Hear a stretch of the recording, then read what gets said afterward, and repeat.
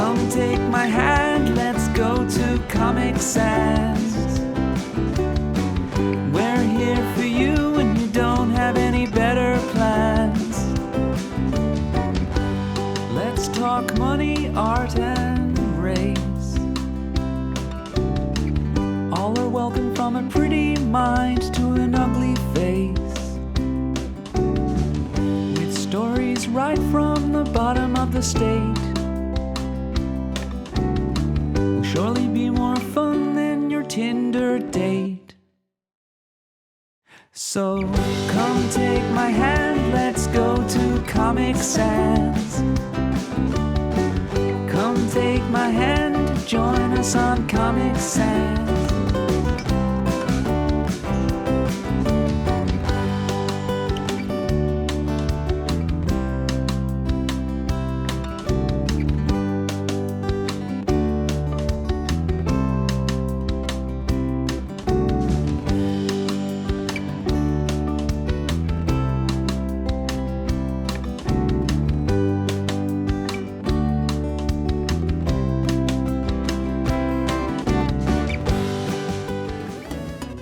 We're not in California. We're not in New York. We're in Miami. We're in the Sunshine State. And we're going to explore the comic book scene right here. From comic book artists and writers to comic book shops and publishers, we're gonna get to know it all. My name's Logan. I was born in Hollywood, Florida. I was raised by a single mom with help from my grandparents. I'm of Irish American descent, and I have roots in West Virginia and South Carolina. I grew up mainly in North Miami, and I attended school at Miami Norland Elementary, middle, and senior high. I graduated from Miami-Dade College with an associate degree in computer art and animation. And after a hiatus, I decided to return to college at FAU with the ultimate goal of obtaining a bachelor's in multimedia studies. My name is MJ Fievre, and I grew up in Haiti. I was in Port-au-Prince when baby Doc Duvalier left after years of dictatorship. I was in Haiti when the people retaliated against his henchman, the Tonton Marcoute. I was in Haiti during the massacre of September 1988. I was in Haiti when Father Aristide became president. I was in Haiti when he was ousted after a very shocking coup d'etat. I was in Haiti during the months of the embargo, when there was no food and gasoline was scarce and people were in the streets protesting, sometimes violently, because there was no work and kids couldn't even go to school. I was in Haiti when Father Aristide returned. And all through this chaos and this violence, I still had to learn how to be a young girl and a young woman, how to entertain dreams, some of them unreachable, how to become who I was meant to be. And comic books helped with that process. The characters that I met in those stories brought me hope, fortitude. They empowered me. Later on, when I realized that I could help people who, like myself, suffered from depression and anxiety, it was natural for me to turn toward writing to teach them how to make a better life for themselves. So I've been thinking about this. I'm used to scripts for TV and the theater, but I've noticed that the dialogues here are way shorter. How many words would you say per bubble? Well, it really depends. Usually, I want to say you would have more than maybe 25 or 30. That's a lot. That's sticking a lot into a speech bubble. But you can have as low as 1. Okay, and when they're talking about a frame, what do they mean? Do you mean frame or panel?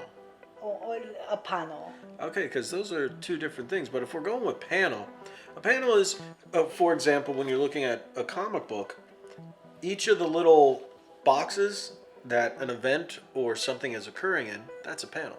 Okay. So you can have as little as one, it's usually a splash page, sometimes two, up to maybe 7 or 8, but that becomes very crowded.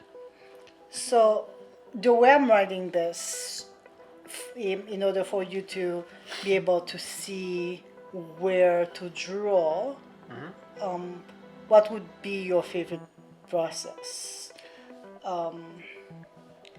What kind of indications do you need on the page? Well, I would say going with a simple storyboard is always a good way to start. Depending on what actions or events you want playing out in what order and what is more important, we'll get bigger boxes or bigger panels. So it really depends on the collaboration between the artist and the writer on what events seem to be more important. So of course I'm still working on the story, and it got me thinking about your favorite characters. I know that in the past you've mentioned Wolverine as one of the main ones, Superman, Captain America. Tell me a little bit about them.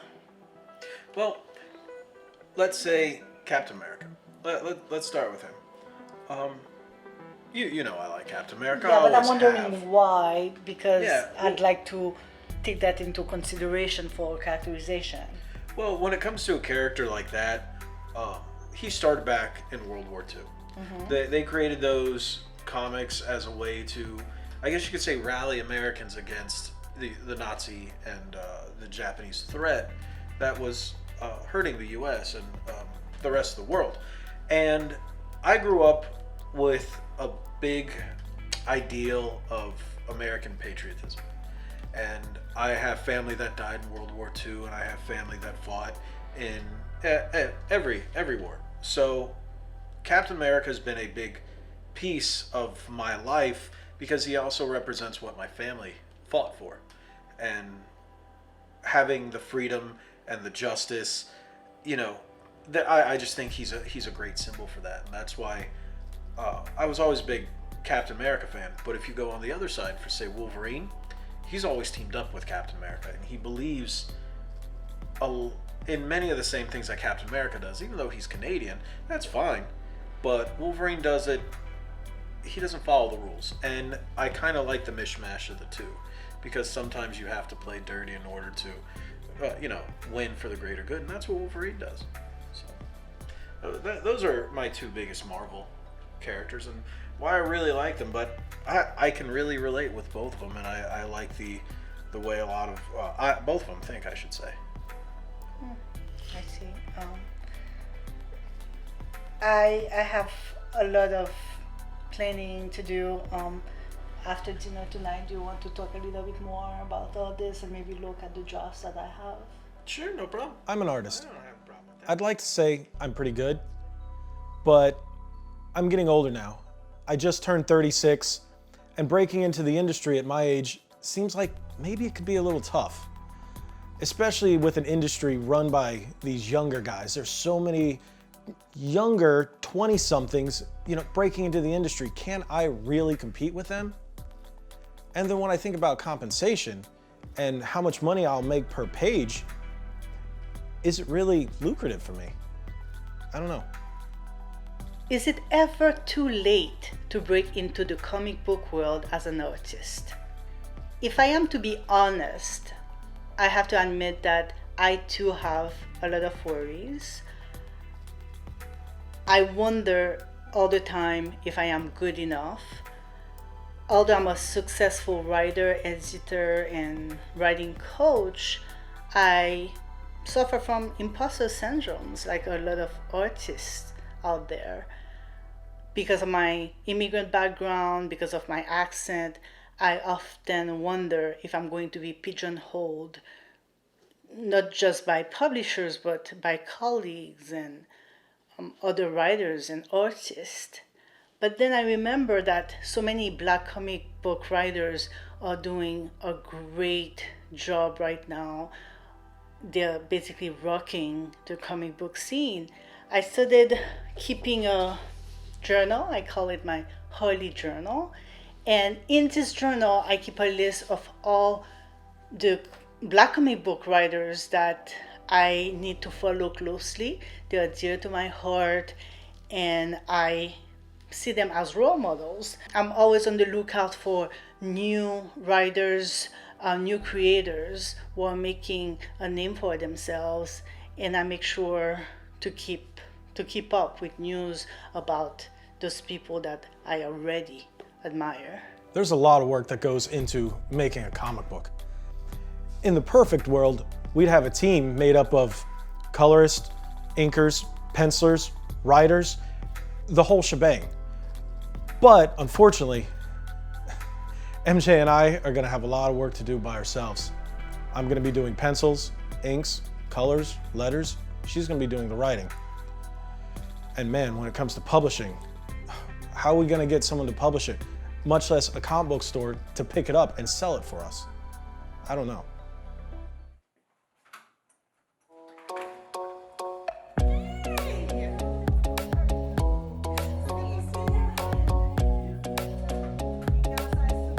My name is Chastity. I'm a part of the Happy OK team because I'm a no-nonsense kind of gal. I help plan projects and events.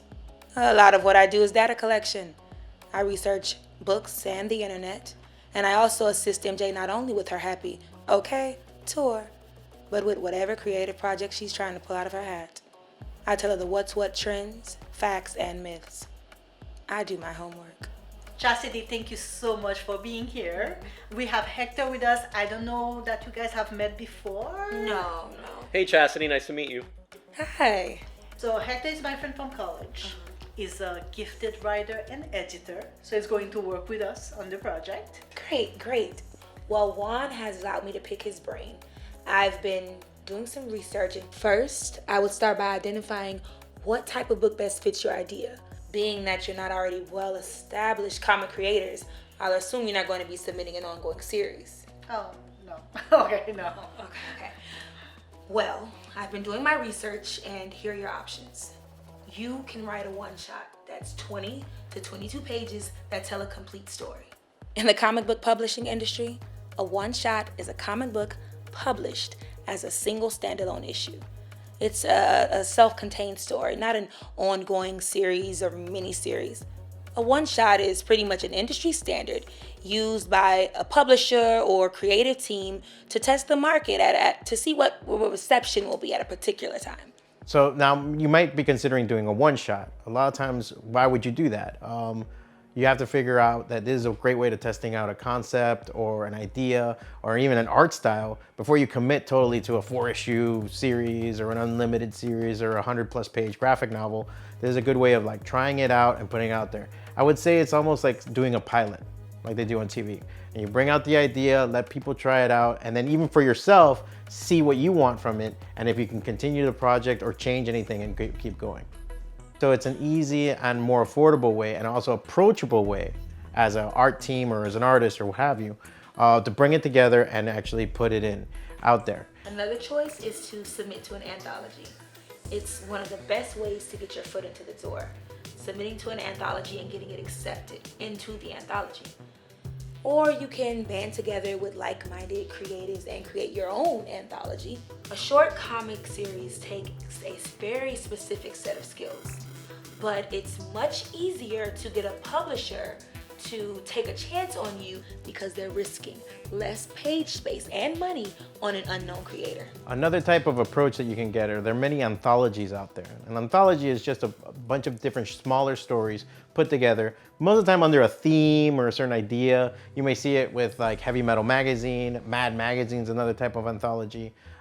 There's different works like that. There's also great independent ones that come out of Chicago and everything else that you can find that are under the theme of, you know, either from everything from erotica to superheroes, so what have you. And those are great places to put, like, say, an 8-page story. An 8-page story is just a great window, small way of looking at a subject or your idea and bringing it out there, and then testing it out with a wider audience. A mini-series is exactly what it sounds like. It's a small series of single comic issues. Typically, it's 4 to 6 comic issues. So I gather if you're doing 22 pages per issue, you're looking at about 88 to 132 pages total. People ask me, how long does it take to make a comic book? Most people say, you know, the average is about 1 page of the comic book per day. Most books are usually around 20 pages. So if you're trying to bang out 1 book in a month, that's 20 pages in a month. That's a lot of work. Some people don't understand how much work actually goes into making one of these pages, how much detail goes into doing that. Some people might even do a page 1 day or a page once every 2 days. Some maybe once a week. But trying to pump out an entire comic book in a month, that's a lot of work. Can it be done? Some people can. Some people, maybe not so much. But we're looking at trying to get it done as quick as possible. In the 1960s, Jack Kirby could churn out up to 4 pages in a day. Today, audiences expect a much greater amount of detail within the renderings and the drawings. Many of the most in-demand artists cannot meet their monthly schedule. They require either great lead time or they will have fill-in artists do a few issues of the book each year to allow the artist to have more time for the issues they do draw, or they will work 7 days a week. Other choice is writing a graphic novel or a webcomic. I think we're gonna go for the simple option, which is the one shot. It sounds less intimidating, a little easier. I think that, I don't want to speak for all of us, but it sounds like the natural choice. Oh, one shot would definitely be the best bet.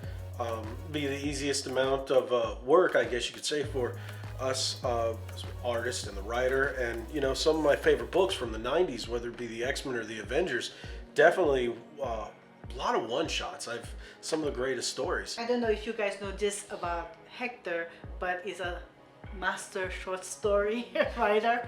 He has a collection of short stories out there. He's written for several magazines. And I know that in your spare time, Logan, you've written quite a number of short stories. So, so I'm thinking that it would work for all of us. If you ask me about one-shots, I like one-shots.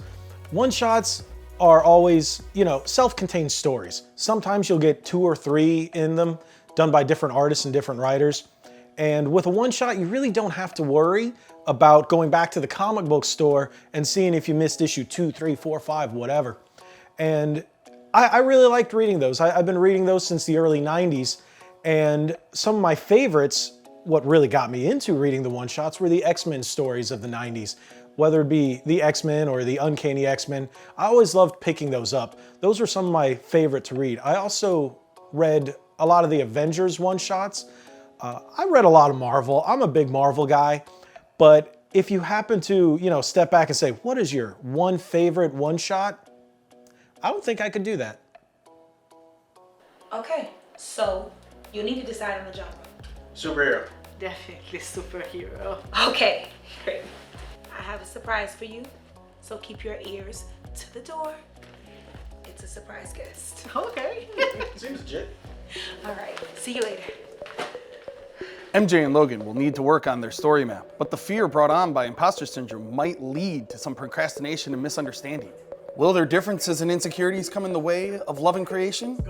Up next, Logan and MJ face one of their biggest challenges yet, time. And don't smile at me like I'm talking bullshit, because this is the way it's gonna be.